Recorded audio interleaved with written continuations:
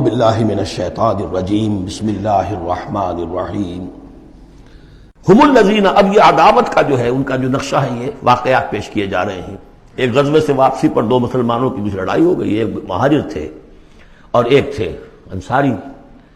اب وہ پانی بھرنے پر کہیں، بلکہ ان کی بھی نہیں، ان کے خادموں کی لڑائی ہو گئی تھی۔ اس کو وہاں منافقوں نے اچھال دیا، مہاجرین اور انصار کا جھگڑا بنا دیا، اور کہا اس وقت آ کے عبداللہ ابن ابی نے کہ دیکھو تم نے اصل میں اے مدینے والو، یثرب والو، تمہاری مثال تو وہی ہے جو کہتے ہیں کہ سمن کلبک یا پولوک، اپنے کتے کو کھلا پلا کے موٹا کرو کہ کبھی تمہیں ہی کاٹے گا۔ تم نے ان کو جگہ دی، پناہ دی، کھلایا پلایا، اب یہ تمہارے سر کو آ رہے ہیں، غریبانوں کو آ رہے ہیں۔ خدا کی قسم اگر ہم اب مدینے پہنچ گئے تو ان ذلیلوں کو وہاں سے نکال باہر کریں گے۔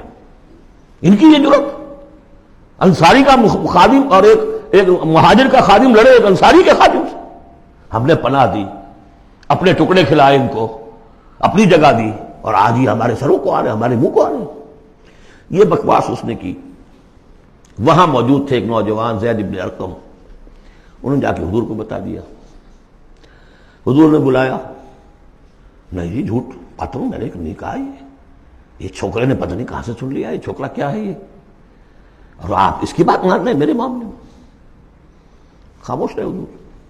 پھر یہ آیات اتر گئی جس نے چھوکرے کو صحیح ثابت کیا کہ کہا انہوں نے یہ۔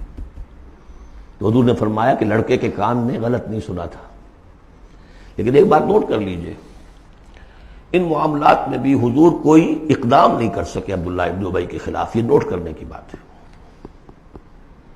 یہ جو لوگ سمجھتے ہیں کہ مکمل سٹیٹ قائم ہو چکی تھی مدینے میں، فوراً حضور کے جاتے ہی بڑی حماقت کے اندر مبتلا ہے۔ یہ ضرور ہے کہ حضور کو وہاں ایک حیثیت حاصل ہو گئی، لیکن جو تصور ہمارا ہے اس زمانے میں سٹیٹ، ریاست میں کبھی یہ ہو سکتا ہے کہ فوج میں سے 1000 میں سے 300 بھاگ جائیں، ان سے کوئی باز پرس بھی نہ ہو بعد میں؟ Is it possible?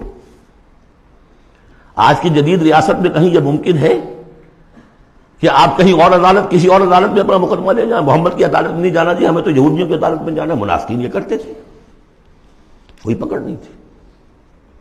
پکڑ کب شروع ہوئی ہے؟ فتح مکہ کے بعد۔ اب یہ اس کی خوش قسمتی تھی عبداللہ ابن ابی کہ اس سے پہلے یہ واصل جہنم ہو گیا خود ہی،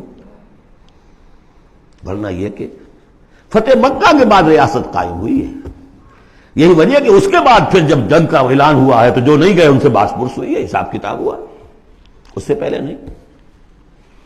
تو اصل میں سٹیٹ جو ہے عبداللہ ابن ابی کا، یہاں پہ بھی خاموش۔ ایک موقع پر جب کہ تہمت کا معاملہ چل رہا تھا تو ایک دفعہ حضور کے زبان مبارک سے ایسے الفاظ بھی نکل گئے، دکھا دل، کہ کیا کوئی شخص نہیں ہے کہ جو مجھے اس ایذا رسان شخص جو ایذا پہنچا رہا ہے اس کی ایذا سے بچا سکے؟ اب اندیا ظاہر تھا صاف کہ کیا کوئی شخص اس کو قتل نہیں کر سکتا۔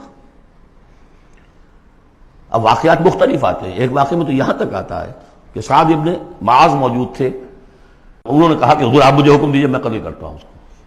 سعد ابن عبادہ تھے، وہ خزرج میں سے تھے، وہ فوراً تم یہ اس لیے کہہ رہے ہو کہ وہ خزرج کا آدمی ہے؟ تو معلوم یہ ہوا کہ وہ جو قبائلی عصبیتیں تھیں کسی نہ کسی درجے میں ابھی موجود تھیں، ایک دن میں صاف نہیں ہوتی یہ چیزیں۔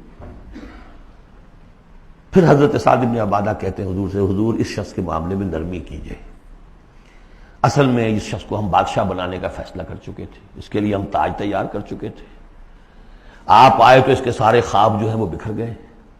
اس کا ایک طرز عمل ہے، لیکن یہ کہ اس کا اثر ہے ہمارے قبیلے میں۔ حکمت اور مصلحت کا تقاضا یہ ہے کہ اس کے خلاف اقدام نہ کیا جائے۔ یہ بات سمجھ، ابھی ریاست اس درجے کی نہیں تھی کہ ان تمام چیزوں کو بالکل، ان مصلحتوں کو بالکل نظر انداز کرتے ہوئے جو قدم چاہے اٹھا دیں، یہ نہیں۔ اب کتنا بڑا کفر ان کا چلا آ رہا ہے یہاں پر۔ ہم الذین یقولون لا تنفقوا علی من عند رسول اللہ حتی ینفضوا، یہی ہیں وہ لوگ جو کہتے ہیں کہ مت خرچ کرو ان پر جو اللہ کے رسول کے گرد جمع ہو گئے ہیں، دیکھنا ان بستیوں کو تم کے ویراں ہو گئیں، یہ سب بھاگ جائیں گے اگر تم ان کے اوپر خرچ نہ کرو۔ حتی ینفضوا، یہاں تک کہ وہ منتشر ہو جائیں۔ وَلِلَّهِ خَزَائِنُ السَّمَاوَاتِ وَالْأَرْضِ، حالانکہ اصل خزانے کائنات کے، آسمان اور زمین کے اللہ کے اختیار میں ہیں۔ وَلَٰكِنَّ الْمُنَافِقِينَ لَا يَفْقَهُونَ، لیکن ظاہر بات ہے کہ منافقین اس کا فہم نہیں رکھتے۔ یقولون لئن رجعنا الی المدینۃ لیخرجن الاعز منها الاذل، اور وہ کہتے ہیں اگر ہم مدینے لوٹ گئے، اب چونکہ فوج واپس آ رہی تھی ایک جنگ سے، اب جب مدینے پہنچ جائیں گے تو لازماً جو عزت والے ہیں نکال باہر کریں گے ان ذلیلوں کو، اور ذلیل سے مطلب کمزور، ذلیل کا مطلب جو ہے وہ ہماری زبان میں جو ہوتا ہے کمینہ وہ نہیں ہے، ان کو ہم نکال باہر کریں گے۔ وَلِلَّهِ الْعِزَّةُ وَلِرَسُولِهِ وَلِلْمُؤْمِنِينَ، حالانکہ عزت تو اللہ کی ہے اور اہل ایمان کی ہے، اللہ کے رسول کی ہے اور اہل ایمان کی ہے۔ وَلَٰكِنَّ الْمُنَافِقِينَ لَا يَعْلَمُونَ، لیکن یہ منافق جانتے نہیں۔ لیکن ہوا یہ کہ جب یہ قول پہنچا ہے، عبداللہ ابن ابی کے بیٹے کا نام بھی عبداللہ ہے، وہ بڑے مخلص نوجوان، خالص، صادق القول، صادق الایمان، انہیں معلوم ہے میرے باپ نے یہ کہا ہے، تو مدینے میں دروازے میں کھڑے ہو گئے ننگی تلوار لے کر، اپنے باپ سے کہا ہے کہ جب تک تم یہ نہیں مانو گے کہ تم ذلیل ہو، عزت ہے اللہ کے لیے اور اس کے رسول کے لیے اور اہل ایمان کے لیے، اس وقت تک مدینے میں گھسنے نہیں دوں گا۔ فریاد بھی کی، حضور سے بھی کہا، لیکن پھر کہنا پڑا اس کو کہ ہاں اللہ، اس کا رسول اور اہل ایمان عزت والے ہیں، ہم ذلیل ہیں۔ تب داخل ہوئے۔ صدق اللہ العظیم۔